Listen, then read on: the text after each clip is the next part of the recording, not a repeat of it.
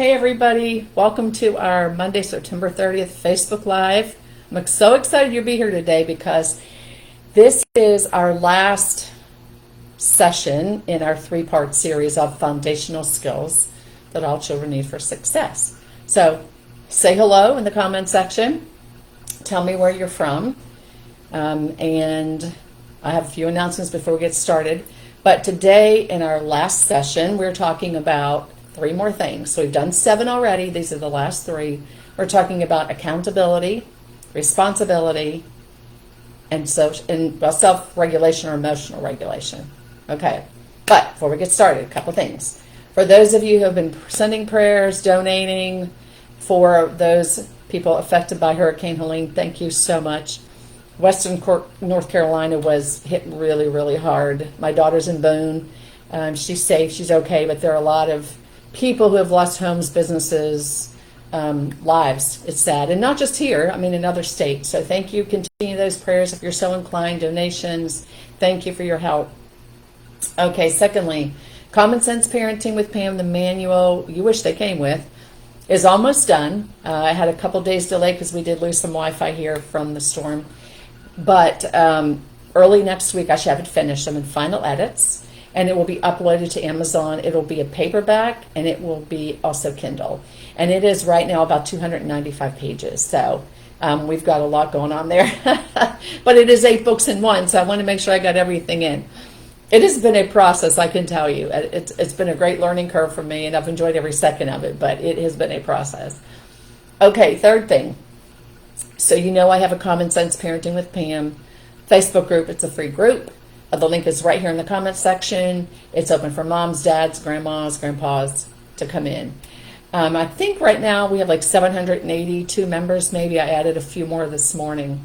But I also have a private paid Facebook group, which is a much more personal, small group that we meet every Sunday night, 8 o'clock Eastern Standard Time, Zoom. So we're face-to-face. We connect, we share, we vent, we process. But it's just a really nice, more personal touch. And I only open that quarterly for new enrollment. So it's open now. Actually, tomorrow starts October. You enroll in October, you pay your enrollment fee. Then in November, your card is charged for the December start date. And then every month, your card is charged the month right before. So all the details are on my website. Go to PamelaPalanza.com and just look under membership. And you'll find Mom Connection Common Sense Parenting.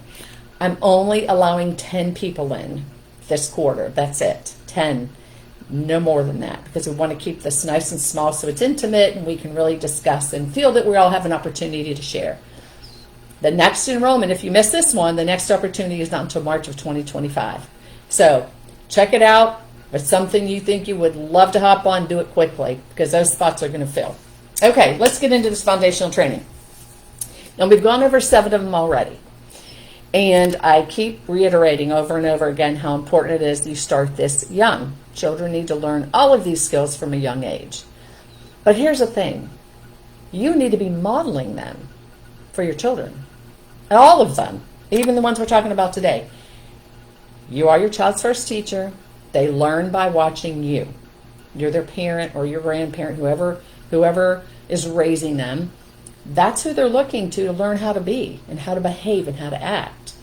So you need to model these things for them. So when I hear people say to me, my children yell at me all the time, my first question is, well, where do they learn that from? Do you yell at them? Hello, it's common sense. If you yell at them, you're teaching them it's okay to yell back. If maybe you're not a yeller, but your kids have a friend whose mom is, right? Or so maybe the children are that way and your kids pick up on that. Well, then your job is to say to them, in this home, this is how we act. Okay? They can do what they want, but here, so you nip it in the bud right away, is my point. You teach them how they need to behave. That's part of your job as a parent. So let's get into this accountability. Oh, and before I forget, if you go back to my website, look under Watch, under Content Corner, and then Watch. It'll say Facebook Lives. Go there and look for one I did on responsibility and accountability, I think a couple months ago. And I dug a lot deeper into these specific ones today, but also in the Foundational Skills book, because I'm going to create a book of all of these and go into a whole lot of detail in them. I've addressed some of those in there, but I'm going to go into more detail in these. So this will be a book in a lot more detail, but you can at least get a little bit deeper than what I'm going to go into today, because we have 30 minutes and I've already talked for 5. So, and if you've just hopped on, hi Anita. If you've just hopped on, please say hello, tell me where you're from. I'd love to hear from you all. Okay, let's talk about accountability. Accountability is basically just teaching your children they're responsible for their behaviors, their actions, their decisions, that they're accountable, right? And this is so basic. And I'm telling you, accountability and responsibility, I hear from followers sometimes, and they'll say, you know what? I watched your reel or your Facebook Live, and I realized I dropped the ball, and I did not teach that to my children. And now I'm seeing the results as they're grown up and they're adults. And I see the problems they're having in life, or the trouble they've gotten into, or maybe they're in jail, or they were arrested, or they have trouble with law, or relationships, or work, because they did not learn those basic skills that they needed as a young child. And I have moms say to me, no one ever taught me this. And I remember so clearly one lady said to me, no one ever taught me that I had to be responsible for myself, because it was always done for me. I never was held accountable for what I did. Someone always covered it for me or took care of it for me. And I really am struggling as an adult because I don't know how to be responsible for myself. It's hard. So start your children at a very young age and teach them these things, because you aren't going to be there to do it for them all the time. They need to learn how to be adults. And I always say how to be in the world. They need to learn how to be in the world. And these all are going to help them. Okay, hey Sandy. Yes, you're right. Children's behavior must be tended to way before they come to school. That's why I always preach, do it young, do it young, do it young. Okay, so accountability. So let me give you an example. This is really simple. Here's a real life one for you. You own a home or you have an apartment. Now, as part of that, your responsibility is you pay your light bill. But for whatever reason, last month you decided you weren't going to pay your light bill. You didn't have the money to pay the light bill. Maybe you were sick and in the hospital and couldn't pay the light bill. Whatever the reason was, you didn't get paid. Then what happened? Your power got cut off. Now, was the power company accountable for keeping your power on when you didn't pay the bill? No. Was the landlord or your mortgage lender accountable for paying your light bill? Nope. You were accountable. For whatever reason, you didn't pay your light bill. So the consequence is your power got cut off, because every action has a consequence. That's just common sense. Every action has a consequence. So for whatever reason you didn't pay it, you were not accountable. Boom, you have no lights. Okay, let's break it down for your children. Let's say you have young children and they're playing with all their toys. They don't want to clean them up. That's normal, right? Who wants to do that? But you teach them, these are your toys. You play with them. Now you're accountable. And use these words. Teach them these words. You're accountable for cleaning them up. And so maybe, first you need to help them a little bit because they're young. Or maybe they're a little bit older and they just decide they don't want to clean them up. That's their choice. They're accountable. There's actions for consequences, right? And consequences for actions. So they say, no, I don't want to clean them up. Well, then you can either choose to help them, or I would back up and say, well, you know what? I see you're making the choice not to be held accountable for your toys. You're supposed to clean them up. So here's the deal. If I have to clean them up, I'm going to give you one more opportunity on this. Okay, if you choose not to clean them up, I'm going to clean them up.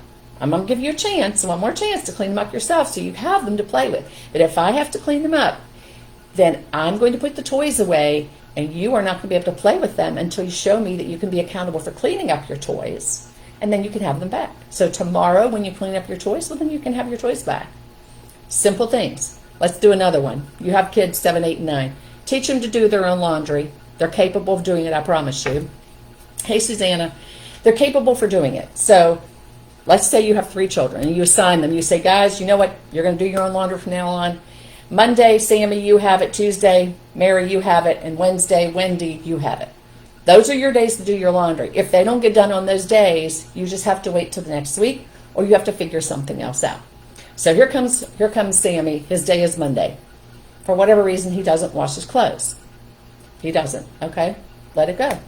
Now Tuesday morning comes and Sammy's like, oh my gosh, I don't have my clean gym shorts for school today. Mom, And you're like, I wasn't accountable. You're supposed to do your own laundry. You didn't do your own laundry. That was your choice not to do it. What were you doing last night instead of doing your laundry? Well, I came home from school and I did my homework, and then I was playing my video game. Then I was on the phone with my friend. Then when I went outside to play with the guy down the street, and then I was just really tired, and then I wanted to watch this TV show. Okay. And now what's the result? What is the consequence of your action? I don't have clean gym shorts. Okay, well, I'm not accountable for doing your laundry. You are, so I don't know what you want to do about this. Let's talk about it for a second. Okay, and you can say, I heard a lot of excuses. So you teach them the difference between excuses and explanations. I just heard a lot of excuses from you. All these things you had to do. But in reality, the explanation is you made a choice to do those instead of doing your laundry. Right? So teach them, those are all excuses. You had a choice. You have plenty of time to do your laundry. So how are you going to fix it? So then you get into, okay, you had this problem. How are you going to fix it? We get into the problem solving. We get into them like figuring out. And he could say things like, well, I guess I'll go without gym shorts until next week on my laundry day. Or maybe Mary will let me throw my gym shorts in her load tonight or tomorrow night. And then in return, I can let her do it one time. Whatever it is, you talk it through with them. But you hold them accountable. Okay, you want to see if Mary will let you throw it in? Go ask her. That's not your job. That's not your job. That's their job. They have to be held accountable for their choices, for their decisions, and for their actions. And I know sometimes it's a lot easier as moms or dads to go, oh, you know what? Not a problem. I'll cover it for you this time. Here's where this comes out. Here's what you're going to do. No. Do not do it. Make them accountable, because I can guarantee you, once they've forgotten to do their laundry a couple times, all of a sudden they're going to make better choices, and they're going to make better decisions to make sure their laundry gets done on their assigned day. That's simple. It is that simple. Don't overcomplicate this. Don't bail them out. Hold them accountable. Okay? Now let's get into responsibility, because that is also tied into accountability. And responsibility is just basically your children knowing what they have to handle in the house, chores that they have to do, cleaning up after themselves, getting themselves ready for school, whatever their responsibilities are as part of your family. Okay? Use these words. These are your responsibilities. And you can start them young on this. If you go to my website, look under freebies, and there's a free responsibility chart for you to download. It has all the explanations in there you need. So you'll start you start your children on doing responsibilities. I don't like to call them chores. To me, that sounds so burdensome and yucky. I don't like the word. Responsibilities, because you're part of a family. We all have responsibilities to function as a team. These are yours. It can be things like you get up in the morning and you get dressed and you brush your teeth, you come have breakfast, you pack your lunch, you pack your backpack, you water the plant, you walk the dog, whatever it is they're responsible for is going to go on this chart. Now for younger kids, it's pictures. For older kids, it's words. And once they've done their responsibility, they check it off. So now they know what it is, they completed it, they check it off, which is reinforcing. And when they see that they've accomplished their tasks for the day or for the week, that's really, again, reinforcing. And it's also confidence building and self-esteem building. And it keeps them on track. It keeps them knowing what they have to do, especially in the mornings when everybody's running around trying to get after school and something gets lost or left behind because they forgot to do it, right? So have them do it and start them with chores, responsibilities young. 2-year-old, pick up their toys. Now, yes, you might have to help them again, but that's their responsibility, okay? Put a sock on their hand, let them dust. That's a responsibility. So you start teaching them young how to do things. Sometimes you're going to need to guide and coach at first. Have these responsibility charts, create one of your own, but they need to understand they're responsible, they're accountable, and there's consequences for not completing what needs to be done. Okay, I'm going to give you an example. I was at my daughter's last week, and I had 3 grandkids. They were 2.5, 5, and 7. Just taking them out for the morning. They always take water bottles with them. Sometimes they bring their backpacks full of stuff. So we were getting ready to leave, and I noticed water bottles on the table and some toys. Instead of me going and picking them up and saying, okay, guys, I said, whose responsibilities are these? Because they weren't mine. That was their responsibilities. Even the 2.5-year-old knew to run over and get his water bottle and his backpack. I didn't have to say another word. They understood this, their responsibilities. They need to get them. If they choose to not grab their water bottle, then they wouldn't have water. Then maybe they'd have to share their brothers or their sisters. Okay, but it was not my responsibility. That's theirs. And would it have been easier for me to grab it? Absolutely. Do a lot of people do that? Absolutely. But again, I'm telling you, stop doing that. Give them those responsibilities. Take that off of you. Instead of making you accountable for them, for their remembering their own stuff, they need to be responsible for that. Okay? Instill that responsibility chart. And here's another thing you can do. You can get them a pet or a plant that they have to keep alive. Okay? Now, I know I resisted pets for a very long time with my children because who had time for something else to take care of? However, we all know how this happens. The child says, I really, really want a dog or a cat. I promise, Mommy. I promise, Daddy. I'll take care of it. I'll feed it. I'll walk it. I'll bathe it. I'll do everything. I'll empty the kitty litter. I'll do everything. And you cave, and you go, okay, that's great. And then maybe in about 2 weeks, they're done with that because then the responsibility kicks in. The fun part's gone of playing with the dog or the cat. Accountability kicks in, responsibility, and they're like, yeah, this is not as much fun as I thought it would be. Okay, so here's a couple things. One, if you're going to get a pet, you can start with goldfish, but you know they're probably going to die in a week or so you might want to just skip over that.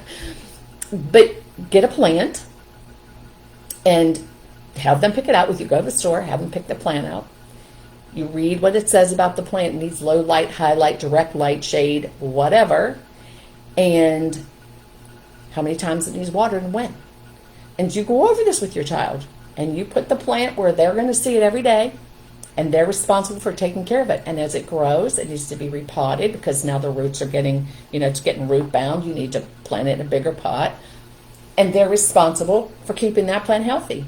And if they don't feed the plant the water when they're supposed to, and you notice the leaves start turning brown, then you have those conversations. Because there's a direct correlation between the plant not being fed or watered and it dying. And it's a very visible, right, representation of that. And so you have that conversation. You go, you know what, you opted to have a plant and you agreed that your responsibility would be that you water it and you're accountable for making that happen. And I see that the leaves are starting to turn brown, which leads me to believe it's either you're giving it too much water, not enough, you've not given it any. We need to figure out, or you need to figure out what's going on here. If you need my help, let me know. Because it's your responsibility to keep that plant alive. Just like I'm your mom, it's my responsibility to keep you alive. How would you like it if I didn't feed you or give you water? How would that feel? Right? And they're going to be like, Mom, but no, seriously, like if I stopped feeding you and I didn't give you water, what do you think would happen to your body? And just have those conversations. Now, if you opt to get the pet, bravo for you. But same thing.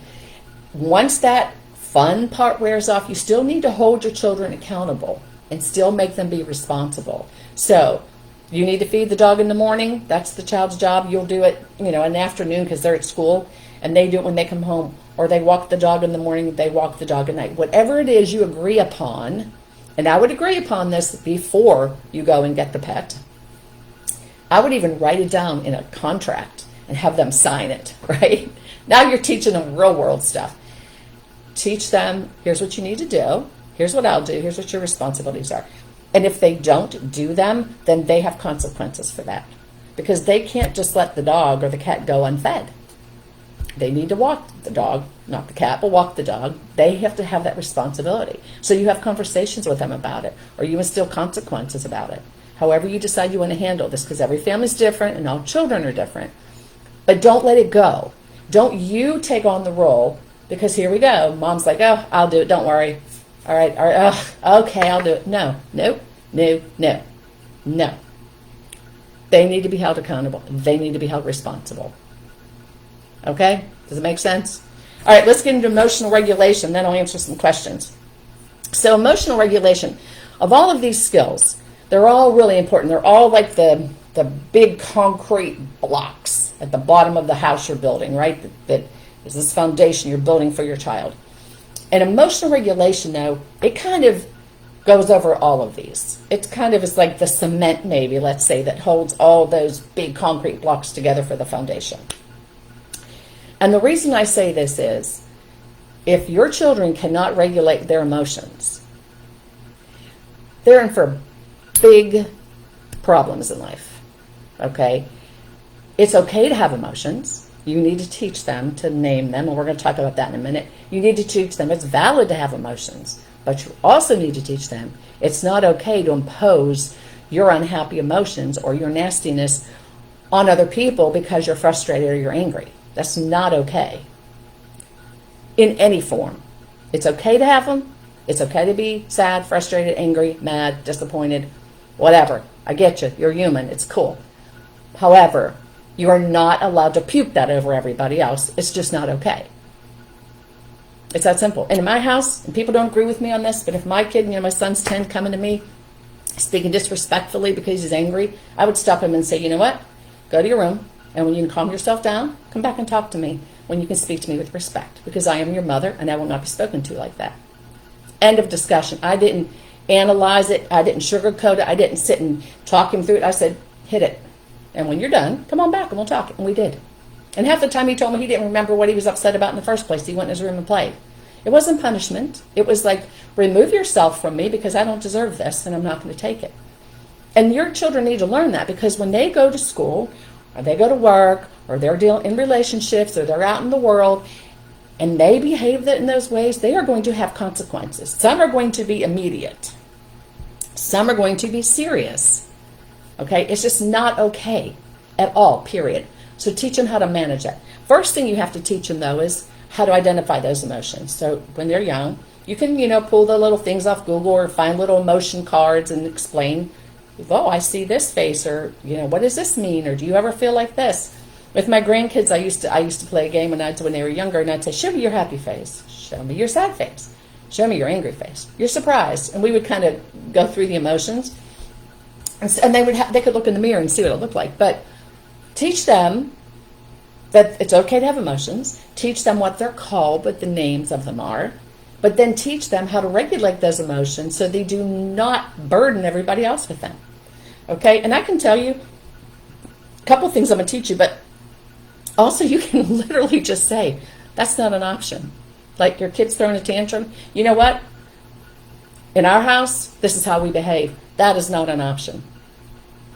Just tell them. If you don't want to put up with it, it's not an option. That is not how we conduct ourselves in this house. I don't care what your friend does. I don't care what the neighbor down the street does. I don't care what you see at school or on TV. But in this house, this is how we choose to behave. Okay? That's simple. So a couple of things you can do, especially with your younger children. You can have an emotion thermometer. So you can teach them like green, blue. You can throw purple in there if you want to. Green, blue, purple, yellow, orange, red. And so say you're at the store and your 4-year-old's mad because he wanted a race car and you said, we're not buying that today. And they start getting frustrated. So before it escalates, you can say, you know what? I see by your face, you're showing me you're unhappy. What color are you? Tell me your color. So, green is like, I'm okay. Blue's like, I'm good. Purple's like, I'm starting to get agitated. Yellow's like, I'm ramping up here. Orange is like, okay, I'm going to explode in a minute. And red is like, wah! That's when they're tantruming or having a fit, okay? But you catch them before they get to the red by saying, what color are you right now? And they say, I'm an orange. And you say, oh, well, it sounds to me like you're starting to get really, really upset. Let's talk about this. And if they're calm enough that you can talk about it, have that discussion right then. If they're starting to get really upset, you can say, you know what? We're going to play the 5, 4, 3, 2, 1 game. Let's play a game, okay? And this is a way for you to distract, redirect. This is brilliant. It's great for anxiety. People have anxiety as well. Help you self-regulate. But it also takes their attention away from that race car and what they can't have to focusing on something that they're doing. So you shifted their attention. It's like the cognitive shuffling I told you about.